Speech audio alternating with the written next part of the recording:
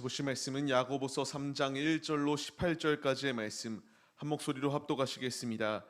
내 형제들아, 너희는 선생된 우리가 더 큰 심판을 받을 줄 알고 선생이 많이 되지 말라. 우리가 다 실수를 많으니 만일 말에 실수가 없는 자라면 곧 온전한 사람이라 능히 온몸도 굴레에 씌우리라. 우리가 말들의 입에 재갈 물릴 것은 우리에게 순종하게 하려고 그 온몸을 제어하는 것이라. 또 배를 보라.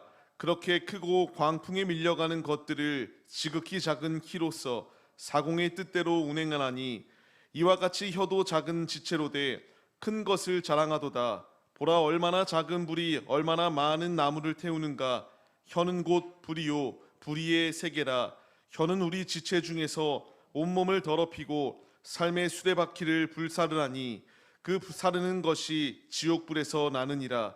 여러 종류의 짐승과 새와 벌레와 바다의 생물은 다 사람이 길들일 수 있고 길들여 왔거니와 혀는 능히 길들일 사람이 없나니 쉬지 아니하는 악이요 죽이는 독이 가득한 것이라.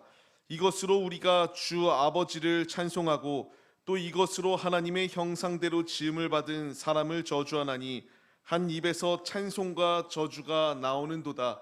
내 형제들아, 샘이 한 구멍으로 어찌 단물과 쓴물을 내겠느냐. 내 형제들아, 어찌 무화과 나무가 감람 열매를 포도나무가 무화과를 맺겠느냐. 이와 같이 짠 물이 단물을 내지 못하느니라. 너희 중에 지혜와 총명이 있는 자가 누구냐. 그는 선행으로 말미암아 지혜의 온유함으로 그 행함을 보일지니라. 그러나 너희 마음 속에 독한 시기와 다툼이 있으면 자랑하지 말라. 진리를 거슬러 거짓말하지 말라. 이러한 지혜는 위로부터 내려오는 것이 아니요 땅 위의 것이요 정욕의 것이요 귀신의 것이니 시기와 다툼이 있는 곳에는 혼란과 모든 악한 일이 있음이라. 오직 위로부터 난 지혜는 첫째 성결하고 다음에 화평하고 관용하고 양손하며 긍휼과 선한 열매가 가득하고 편견과 거짓이 없나니 화평하게 하는 자들은 화평으로 심어 의의 열매를 거두느니라. 아멘. 할렐루야. 오늘도 예배의 자리 가운데 모이신 성도님들 주님의 이름으로 환영하고 축복합니다. 오늘 같이 나눌 말씀의 제목은 새 속에 빠진 선생이 되지 마십시오라는 말씀의 제목 가운데에서 은혜를 나누도록 하겠습니다. 계속하여 주님이 우리에게 주시는 말씀입니다. 이 말씀이 저에게도 있어서 너무나 크게 찔립니다. 주님께서는 우리의 삶 가운데에서 혀를 함부로 놀리지 말고 우리의 입술로 죄를 범죄하지 말라는 것을 주님이 우리에게 말씀하시고 있습니다.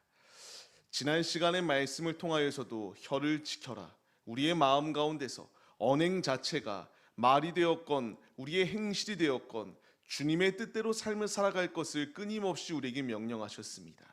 야고보서 전체의 말씀을 통하여 끊임없이 주님이 우리에게 명령하시는 것, 주님의 뜻대로 죄악된 것 가운데에 현혹되어서 우리의 육신과 우리의 영혼을 더럽히는 것이 아니라 오직 하나님 한 분만을 바라보고 하나님을 위하여 삶을 살아가라고 끊임없이 우리에게 말씀해 주시고 있습니다.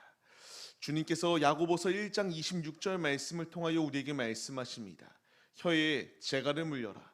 그 마음 가운데에 우리의 경건의 모습이 외형과 내면이 다르다는 그것은 헛된 것에 불과하다는 것을 주님이 분명히 우리에게 말씀하십니다.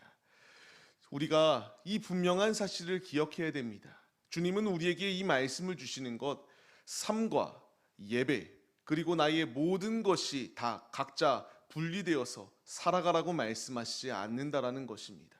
주님은 끊임없이 나의 삶 그리고 교회에서의 나의 모습, 나의 모든 삶의 모습이 일관되게 주님을 위하여 삶을 살아갈 것을 우리에게 명령하시고 있습니다. 우리는 이 말씀에 반응해야 됩니다. 야고보서 1장 2절로 4절까지의 말씀을 통하여 주님이 우리에게 말씀하십니다. 여러 가지 시험을 당할 때에 믿음의 시련이 인내를 만든다라고 말하고요.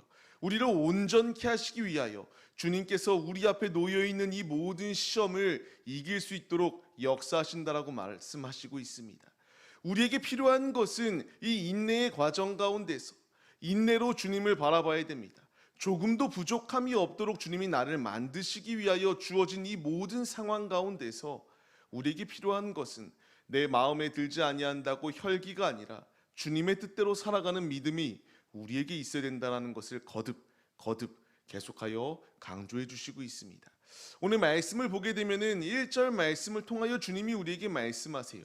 선생이 되려 하지 말라고 말씀하십니다.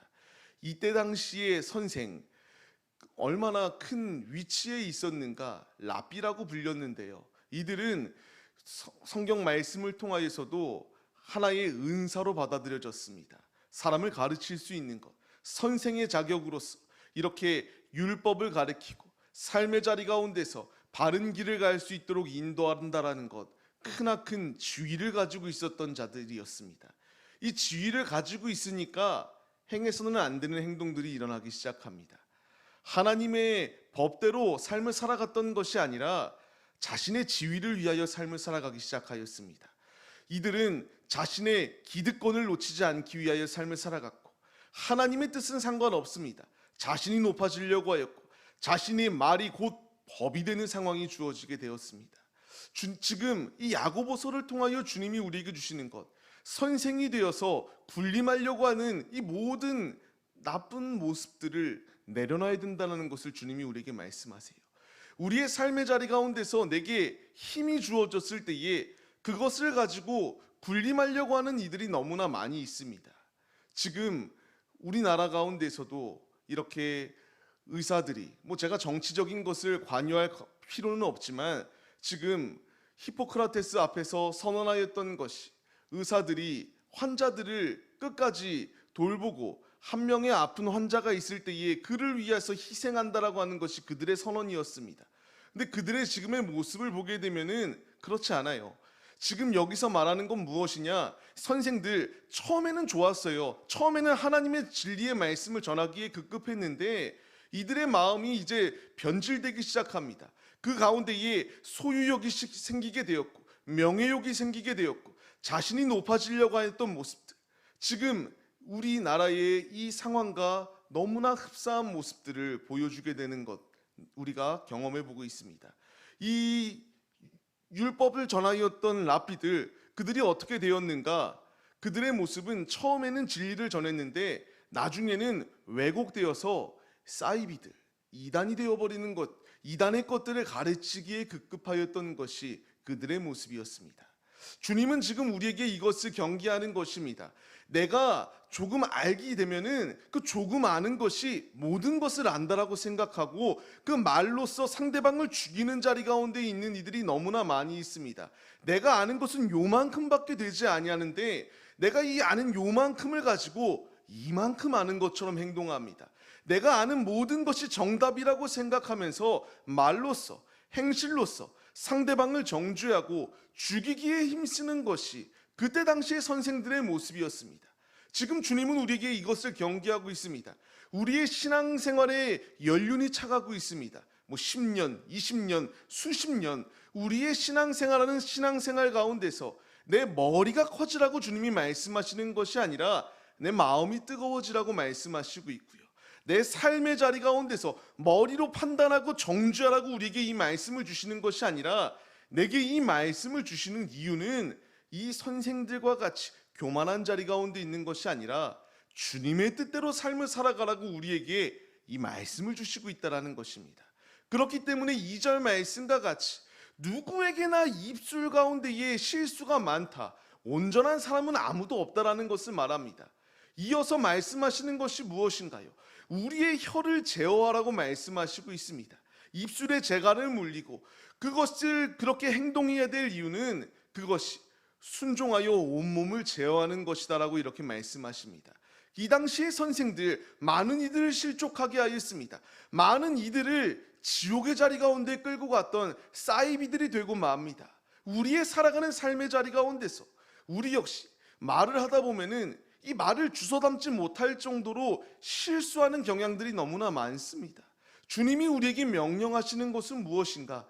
나의 입술로, 나의 마음으로 마음껏 말을 뱉으라고 말씀하시는 것이 아니라 재갈을 물리고 앞서 주님께서 우리를 온전케 만드시기 위하여 우리에게 모든 시련을 주신다라고 말씀하시고 있는데, 이 모든 시험의 과정 가운데서 온전케 만드시고자 하는 주님의 뜻을 우리가 바라보며 입에 재갈을 물리고 세상 사람들과 같이 세상의 언어가 아니라 주님의 뜻대로 삶을 살아가야 된다는 것을 우리에게 말씀하시는 것입니다. 4절 이하의 말씀을 보시기 바랍니다. 이 배가 엄청나게 크죠. 그 배를 움직이는 것은 그 조그마한 핸들, 키로서 조정한다라고 말하고 있습니다. 그리고 불이 있습니다. 작은 불이 있는데 이 작은 불이 얼마나 많은 나무를 태우고 있는가? 지금 말씀하시고자 하는 것이 무엇인가?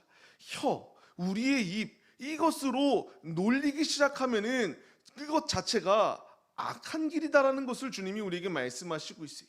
누구도 우리의 입술 가운데에서 우리의 입술로 범죄치 아니할 자는 아무도 없습니다. 주님은 우리에게 이것을 경계하라고 말씀하십니다. 온전케 하시기 위한 주님이 있다는 것을 우리에게 말씀하시고 있습니다.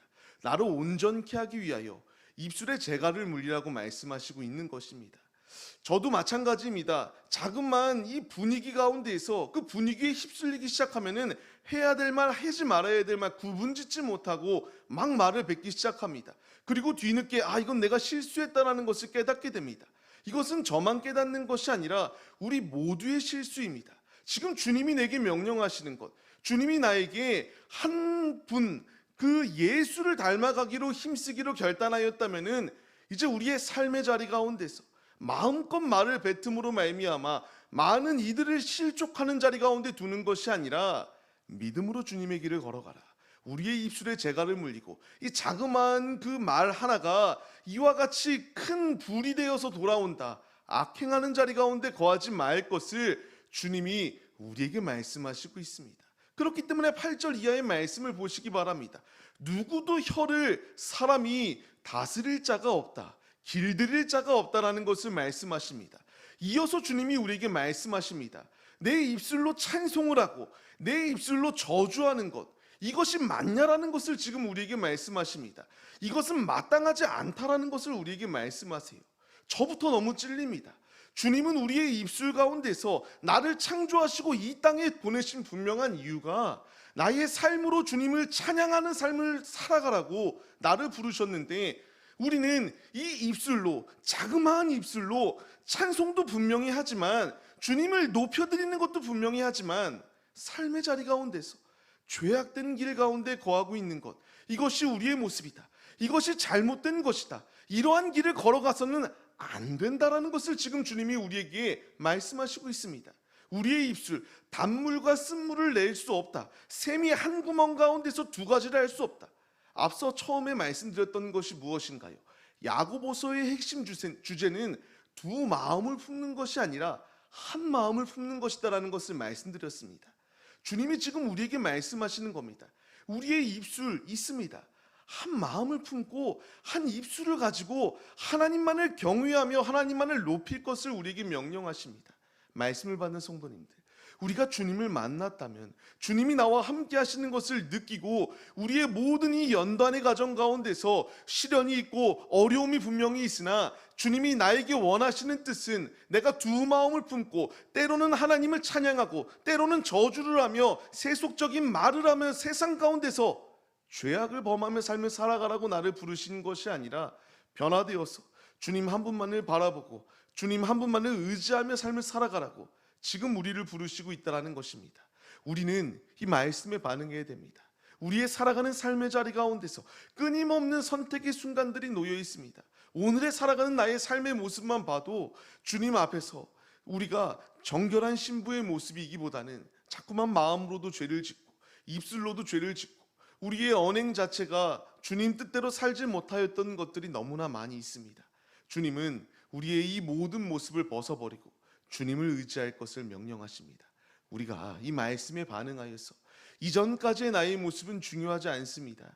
예수 그리스도 안에서 새 피조물이 된 우리들 회개하고 돌이키고 우리의 입술 가운데서 내가 높여야 되고 내가 바라봐야 되고 내가 의지해야 될 것은 주님 한 분밖에 없다. 이 분명한 사실을 잊지 마시고 우리의 입술로 주님을 증거하고 주님을 높이기에만 힘쓰는 우리 모든 지체들이 되시기를 주님의 이름으로 간절히 축원합니다. 주님이 계속하여 우리에게 말씀하십니다. 13절 말씀을 보게 되면은 갑자기 지혜의 말씀을 더하여 주십니다. 조금 이해가 가지 않습니다. 앞서서 선생과 같이 되지 말라고, 말을 함부로 하지 말라고 말씀하신 주님께서 갑자기 지혜에 대하여 논하니까 이거 전혀 다른 주제가 아닌가라는 생각이 들 수 있습니다. 그런데 한 주제를 이야기하고 있습니다. 이것이 무엇이냐면 그때 당시에 선생들의 모습을 보십시오. 그들은 자신이 지혜자라고 말했습니다. 자신이 최고의 총명이 있는 자들이라고 외쳤던 자들입니다. 그러나 그들의 실상은 누구보다도 미련하였던 것이 그들의 모습입니다. 주님은 지금 우리에게 이것을 지적하는 것입니다. 외형적으로 지혜 있는 자처럼 행동하는 것은 의미 없다라는 것을 우리에게 말씀하십니다. 내게 필요한 것은 외형적인 것이 중요한 것이 아니라 위로부터 내려오는 지혜, 그 지혜 가운데서 온유함을 받고 이제 삶으로 행함 있는 믿음의 모습을 보일 것을 주님이 우리에게 명령하십니다. 우리가 이 말씀에 반응해야 됩니다. 주님이 나에게 지혜를 더하여 주신 이유는 이 지혜를 가지고 분별하여서 악한 것 가운데의 마음을 빼앗기는 것이 아니라 주님을 위하여 삶을 살아가라고 우리에게 지혜를 더하여 주시고 있습니다. 세상의 지혜의 모습을 보시기 바랍니다. 얼마나 부질없는 것인지 주님이 우리에게 말씀하십니다. 독한 것이고 다툼이 가득한 것이고 진리를 거스르는 거짓말에 불과하다라는 것을 말씀하십니다. 이것으로 끝이 아니라 세상의 지혜는 그 가운데에 귀신의 것이다라고 말할 정도로 의미 없는 것에 불과하다라는 것을 주님이 우리에게 분명히 말씀하세요. 우리는 이 말씀에 반응해야 됩니다. 세상의 지혜를 따를 것인가? 하나님의 지혜를 따를 것인가? 우리 앞에 선택의 순간이 놓여 있습니다. 주님은 우리에게 행함 있는 믿음의 모습, 행함 있는 결단의 모습으로 설 것을 우리에게 명령하시고 있습니다. 내게 필요한 것은 땅의 지혜에 속하여 땅의 것 가운데에 지배당하는 것이 아니라 위로부터 오는 지혜를 의지하여서 온유한 자리 가운데 설 수 있도록 힘쓰는 믿음의 모습이 우리의 모습이 되어야 된다는 것을 지금 주님이 우리에게 말씀하시고 있습니다. 말씀을 받는 성도님들, 우리에게 필요한 것은 세상적인, 세속적인, 외형적인 거룩함이 중요한 것이 아니라 내 내면이 완전히 뒤집어지는 것이 중요한 것입니다. 이 당시의 랍비들의 모습들, 선생들의 모습들, 외형적으로는 누구보다 멋졌죠. 사람들 앞에서 광장 가운데서 소리 지르기에 바빴고 자신이 이만큼 많은 헌금을 낸다라고 자랑하기에 힘썼고 내가 이렇게 많은 기도를 한다고 이렇게 많은 말씀을 묵상한다라고 자랑하기에 힘썼던 것이 그들의 모습입니다. 그러나 그들의 실상은 그것을 통하여 주님을 높였던 것이 아니라 자신을 높였던 것이 그들의 모습입니다. 이 모든 것은 귀신의 것에 불과하다라고 주님이 분명히 명하시고 있습니다. 우리가 이 말씀에 반응해야 됩니다. 내가 지금 하늘의 지혜를 택하여 하나님의 통치하심을 받고 있는 것인가? 아니면 땅의 것에 속하여 있어서 땅의 것 가운데서 지금 계속하여 무너지고 있는 것인가? 주님이 우리에게 돌아볼 것을, 그리고 돌아봤다면 주님의 지혜를 택하고 주님의 길을 걸어갈 것을 우리에게 명령하시고 있습니다. 말씀에 속히 반응하는 자가 축복받는 자이고 주님의 말씀에 속히 반응하는 자가 살 수 있는 자리 가운데 거할 수 있는 길입니다. 우리가 이 말씀에 반응하기를 바랍니다. 주님께서 우리에게 명령하십니다. 17절로 18절까지의 말씀을 통하여 위로부터 오는 하나님의 지혜를 붙들 것을 우리에게 명령하십니다. 이 지혜가 무엇을 우리에게 주시는가? 성결을 주고 우리에게 화평을 주고 관용을 주고 양순을 주고 긍휼을 주고 선한 열매를 주고 편견과 거짓이 없도록 역사하시고 화평을 통하여 의의 열매를 맺을 수 있도록 주님이 역사하신다라고 분명히 우리에게 말씀해 주시고 있습니다. 내게 필요한 것은 땅의 지혜가 아니라 하늘의 지혜요, 하나님의 지혜를 의지하는 것이 우리에게 필요합니다. 말씀을 받는 성도님들, 지금 주님이 우리에게 두 마음을 품지 말라, 하늘에서부터 오는 지혜를 택할 것인가, 땅으로부터 오는 지혜를 택할 것인가. 이 랍비들은 땅으로부터 오는 지혜를 택하였기 때문에 멸망의 길을 선택했다. 우리 역시 그 길을 택할 것인가, 아니면 의의 열매를 맺는 하나님의 지혜를 택할 것인가, 우리에게 물으시고 있습니다. 우리가 이 말씀에 반응하여서 외형만 거룩한 모습으로 서려고 하는 것이 아니라 나의 내면이 거룩한 모습이 되기로 결단하고 주님을 택하기에 힘쓰는 우리 모든 심령들이 되시기를 주님의 이름으로 간절히 축원합니다. 말씀을 맺겠습니다. 지금 우리에게 선택의 순간이 놓여 있습니다. 주님이 우리에게 행함 없는 믿음은 죽은 믿음이라고 말씀하십니다. 그리고 이제 우리에게 명령하시는 것, 온전함을 이루는 그 자리 가운데까지 설 수 있도록 우리에게 힘을 주시고 있으니까 주님을 택하라. 치열한 영적 전투 가운데서 굴복하지 말고 세상의 것을 배설물과 같이 여기고 하나님의 지혜만을 택할 것을 우리에게 명령하십니다. 우리가 이 말씀에 반응하자고요.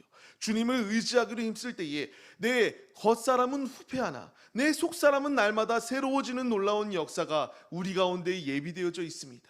주님의 지혜가 이와 같은 놀라운 역사가 있습니다. 우리 모두가 다 이 분명한 사실을 잊지 마시고 하늘로부터 오는 신령한 지혜를 택하시고 오직 두 마음이 아니라 한 마음으로 우리가 외형적으로만 바리새인과 같이 랍비들과 같이 남을 지적하고 정죄하려고 하는 것이 아니라 오직 삶의 자리 가운데서 하늘로부터 오는 지혜를 가지고 삶의 자리 가운데서 우리의 입술로 마음으로 주님을 높여드리기만 힘쓰는 참 그리스도인 참 랍비들의 모습이 우리 모두의 모습이 되시기를 주님의 이름으로 간절히 축원합니다.